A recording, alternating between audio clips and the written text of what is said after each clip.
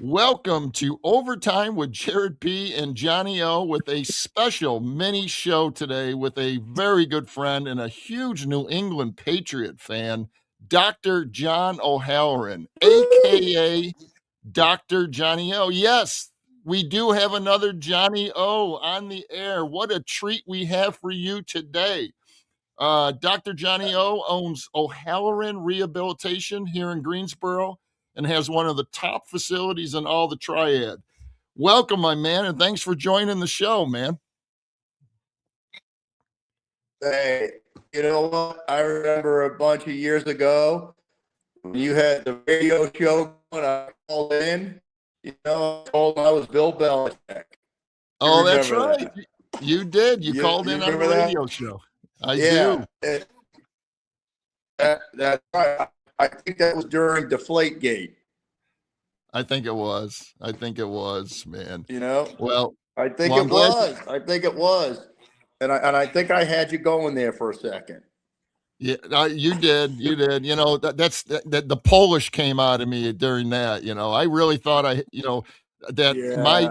my radio show that actually Bill Belichick would have called in. No, I'm just kidding. Yeah. Well, this is a treat. Thank you for inviting me. And a lot of excitement has been going on in New England land, hasn't there? No doubt about it. We're gonna talk with Dr. Johnny O because he is a New England fanatic. Okay, but we're going to talk a little bit about Bill Belichick, his snub on the first ballot of the Hall of Fame, which is a little crazy. But hey, real quick, let me first thank my incredible sponsors. Our title sponsor, Elite Chiropractic Performance here in Greensboro and Winston, Estate Jewelry and Loan on Battleground Ave, Salsarita's Mexican Grill at the Palladium and Target Center on New Garden and in Greensboro, For Real 24 indoor golf on Horsepen and Battleground. I got to take you there, Johnny O. You'll love this one, man. Very high tech. Let's do it. California Burrito Express on Spring Garden in Greensboro. And also my man Jimmy Snow up north runs a computer company, Imperial Marketing Solutions, and he sells laptops and desktops for $395. All right, let's get into some sports talk here, man. Give me your, what happened? Why is Bill Belichick not going to be in the Hall of Fame on this first ballot? Talk to me. Well, I mean, if guys like Ray Lewis get it in the Hall of Fame, right? There's plenty of people that have had some, I would say, not very decorated past off the field, that have gotten into the Hall of Fame, Ray Lewis being one. When you look at the reasons, right, it's really just a lot of jealousy from what I think, and if you listen to the players, not just New England Patriots, but LT, Patrick Mahomes, J.J. Watt, they all think this is insane. This is absolutely insane. When the goal to be 12, he said if he was going to have a coach him again, it would be who? Bill Belichick. If you add all those television personalities that played for Bill Belichick, Rodney Harrison, Rob Gronkowski, the McCourty brothers, Julian Edelman, Randy Moss, you see these guys every week on television. Almost every time they're on, they mention Bill told us this. Bill did it this way. Bill taught us this. The respect is unbelievable. Jerry Jones is in the Hall of Fame. Oh, what did Jerry Jones do? Nothing. I agree with that. Hey, I got you there. Eagles. No. See, I got you there, Eagle fan. I got you. Oh, right? Yeah. Thank you for that. Yeah. Crazy. Oh, my gosh. But and Robert Kraft isn't in the Hall of Fame, but he still may be. I guess we find out by Thursday if he's going to be in. Can you imagine? That would be a little weird. Robert Kraft going in before Bill Belichick. But I do believe Kraft. If Jerry Jones is in the freaking Hall of Fame, why isn't Robert That's Kraft? right. It's nuts. It's nuts. But um, Does this mean Tom Brady's not going to get in? oh God. Now, if that happened, I would stop watching the NFL. I mean, this would be crazy. But There you it really go. isn't. It's not the What? NFL. Go ahead. Go No, ahead. I'm just saying. I mean, what's this? This is like the analogous to Shula's Joe Jackson not getting into the Hall of Right. Fame. You Right. know, No. come on. Well, he'll. I I don't mean, know. he'll eventually get in. And it'll be next year. But it's the writers and my initial thought. Okay, but now that I thought about it, this is the craziest thing I've ever heard of. I mean, the guy's got 6 Super Bowls and all that. I mean, obviously he's just a terrific coach. Okay. And he was with New England, and even before that, with as defensive coordinators and all that. Um, but he was just such an ass to the writers, and that should not come into play. I agree 100%. Nope. But even when he was, Yep. when he was winning, he was an ass, and now he's losing, and he was still an ass. So that's just how he is. Right. Okay, and that's fine. Um, but my initial thoughts were, my gosh,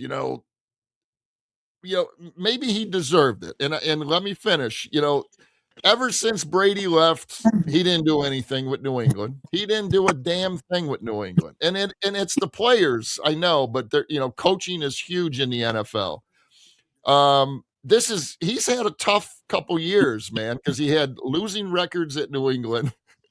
And then he had a terrible exit with New England. He's not even allowed back in at the facility, I guess. So who knows what happened there? Yeah. Because his statue should be right next to Tom Brady's. There's no doubt about it. But that's never going to happen because just the way it ended. And then he comes to North Carolina, which I still can't figure out why. But I guess it's because he didn't get an NFL job, and it couldn't have turned out any worse at North Carolina. What a horrible year that was.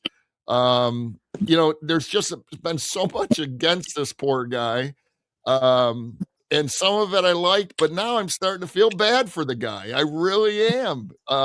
He's got the little Yeah. 24-year-old girlfriend, which is fine. It's There it's it's you okay, go. but that's a 50-year difference. That's a little odd. He's an odd man. Talk to me, John. Shouldn't be This a man fact. is an They odd should be more individual. objective. So what? So why is getting into the Hall of Fame subjective and not objective? No, I got you. I know. No, he Okay. deserves to be in. Now I'll give you a little history. I want to give you a little history. Okay.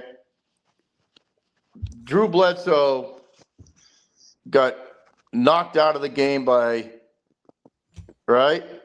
linebacker on the Jets, Mo Lewis, knocked Yep. him out. Okay, and here comes Tom Brady. All right, when Drew Bledsoe was ready to come back, Drew Bledsoe was the highest player in the NFL at the time, $100 million man. Any other coach would have put their number one quarterback in, and there was all kinds of controversy on up in Boston was Tom Brady, Drew Bledsoe, and Bill Belichick made the decision to go with Tom Brady. If any other coach was coaching New England at that time, Drew Bledsoe would have gotten in, and again against Robert Kraft's what? Yeah. Robert Kraft wanted Drew Bledsoe. Sure. Absolutely. If Bledsoe goes back, Tom Brady never would have probably played in the NFL ever again. You're Think right. about that. No, it could have happened. Right? Absolutely. Yep. And then, you talk about Bill, this is the thing. All right, was it Bledsoe? Was it Brady? Going back and forth with that. Well, I don't know, when you look at the roster, the Patriots were picking 32 every single year. The guys that were pulled out of, former lacrosse players, cast-offs from other teams. That wasn't Tom Brady's decision, right? Yep. Belichick was GM as well. Yeah, Yeah. he lost his fastball, as they say. He lost his fastball, and he's Sure. lost his fastball, and he's outdated. But to a man, Ty Law went on Boston radio the other night and was absolutely just could not believe that his coach. I mean, last time I looked, Ty Law's in the Hall of Fame, Yeah. and Bill Belichick is over the hill. All right, and he was over the hill 7 years ago. Yeah. And a guy of his coaching techniques just do not work in today's world. No, it's You know, it's a he whole. couldn't manage, cheap gas station. That he's outdated. Yeah. He's outdated. But football. And But why his football. ego Yep. made him go to Carolina. And by the way, the reason why he didn't get an NFL job is he went with that 400-page document that he went to Carolina and said, these are the conditions that I will be employed by the Atlantic Falcons, for example. And they said, wait a second, the NFL has ownership. North Carolina has a board of trustees, big difference. So there's no way an NFL team was going to give him all that power. Right. Yeah. In North Carolina would give, basically gave him anything he wanted. I mean, you do that, they're trying to buy a national championship, and it's just not going to happen. He's just a football coach, man. And that's why he's still coaching. He wants that. That's what he does, and that's just the way he is. Yeah.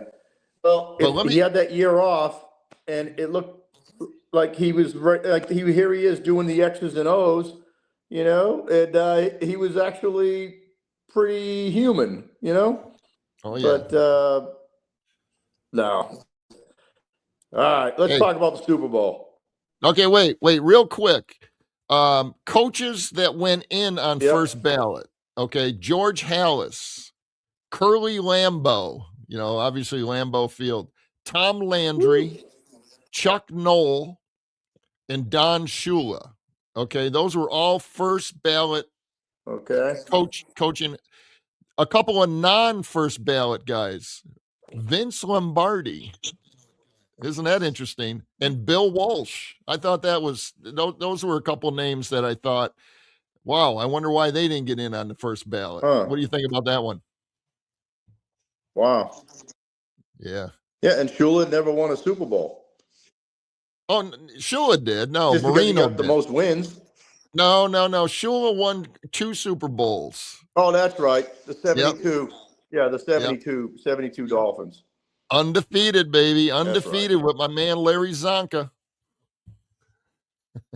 Yeah, Jim Kick. Mercury Moore. I can name that right? I can name that whole team, man. I was a huge Miami Dolphins fan back then. Jake Scott. Remember Jake Scott? There he is. Dick Anderson. Nick Bonacotti. I mean, those were, oh man. Bill Stanfield. I can name them. Oh, how about that? Remember that, Pat? Gary Yepremian. Remember? Yeah. He was an all-purpose kicker. But all right, let's jump away from Bill Belichick. Let's in closing here. All right, you got your New England Patriots back in the big game, man. Back in the big game. Wow. They are something else. This Drake May, a little reminiscent of your boy Tom Brady, and Vrabel is doing a hell of a job. Give me it, man. Talk to me. Are they going to win this Super Bowl? They're playing one hell of a team. Talk to me. Oh, absolutely, they're going to win. I mean, this team is intangibles. The intangibles are the chemistry. I mean, when you think about the '83 Wolfpack, right? Were they supposed to beat Houston? Were they supposed to get through the tournament? Oh, they were lucky. They got this. They had breaks. You know what? They won. They won. And I listened to all the anti-Pats about the weak schedule they had. They got the easiest schedule in the league. Last time I looked, you still got to go to the playoffs, and you got to play against the top teams. And I think the Patriots won each game, right? I think they did. And yeah, they got it. The organization. You say, like, why other organizations do not have what the Patriots have? And it starts at the top. You know, it's like any business. Robert Kraft is an amazing football businessman, you know, and what he's built up there is absolutely incredible. I go back to Harvard Stadium with my father watching the Patriots. You know, I go back to on Sunday mornings driving to Schaefer Stadium and watch them building that in 1971 with my father. And I remember those terrible Patriots teams and the Sullivan family. And then you got the guy that, who was it? Not Lee Iacocca, but there was somebody else. Who was the guy that bought the Patriots? Victor Kiam. Then Victor Kiam bought the Patriots. And it was nothing but just a crappy franchise in a crappy building. And Bob Kraft was a season ticket holder, right?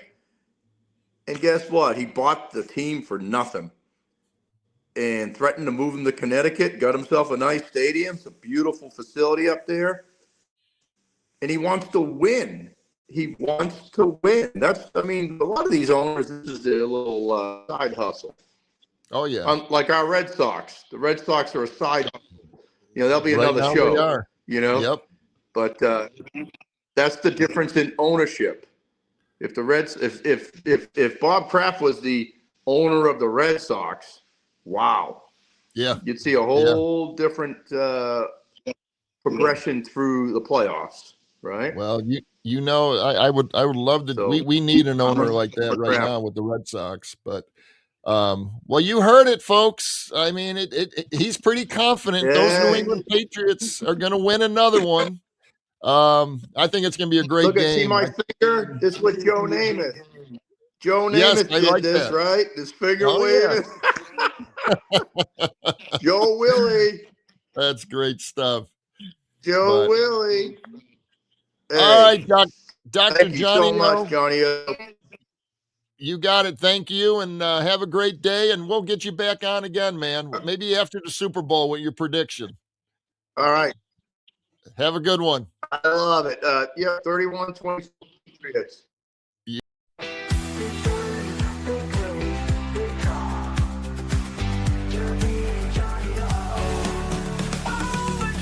We're not talking overtime pay. We're talking the overtime play.